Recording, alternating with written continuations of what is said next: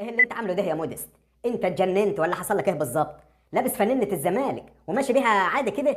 ده انت لو بتوع الاهلي شافوك هيشمبروك. يا عم ما عادتش تفرق. وبعدين اساسا كولر استبعدني من الماتش بتاع مازيمبي، وكده كده هم عايزين يمشوني من الاهلي، فقلت الحق نفسي واروح الزمالك. هما الصراحة عندهم حق يا عم مودست، ما تزعلش مني يعني. وبعدين انت لا بترضى تجري في الملعب ولا بترضى تجيب جوان. ده انت من كتر الكسل اللي انت فيه، في الماتش اللي عدى كان في فاول للاهلي والمفروض انت كنت تنط تجيب الكرة جنب الهيد. رحت من كتر كسلك شايل محمد هاني عشان هو اللي يشوطها بالهيد. كل الكلام ده كده لان في الكرة دي كنت هطلع انا بالهيد واجيبها جون.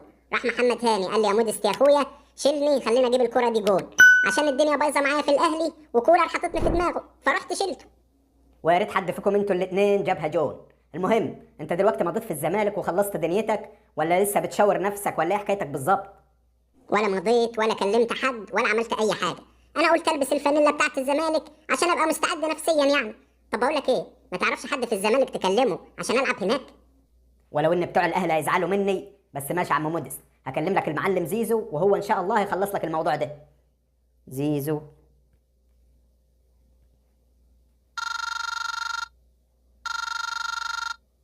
الو، زيزو الفنان بيتكلم، مين معايا؟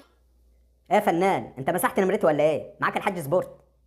حبيبي يا حاج سبورت، اصل غيرت التليفون وجبت ايفون برو ماكس 17. المهم انت عايز حاجه دلوقتي؟ انا كنت قصدك في خدمه كده يا معلم زيزو. عارف انت مودست اللي هو بتاع الاهلي ده، كنا عايزين نخليه يمضي في الزمالك ويلعب هناك. يا عم ما لقيتش غير مودست ده بيكسل يجري ورا الكوره وداخل على 40 سنه دلوقتي.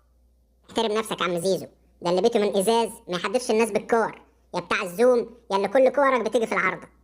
على الاقل انا بشوط الكور وبتيجي في العارضه، لكن انت بتكسل تشوط وضارب الجنسيه الفرنسيه كمان. خلاص خلاص يا عم زيزو، حقك عليا واقفل دلوقتي معلش. يلا سلام. يعني ينفع كده يا عم مودست تحرجني مع الراجل؟ ما هو يا عم اللي ابتدى في الاول، وبعدين خلاص انا مش عايز اروح الزمالك ده، انا هرجع المانيا تاني. ابقى تعالى قابلني حتى لو خدوك في الراس الاخضر.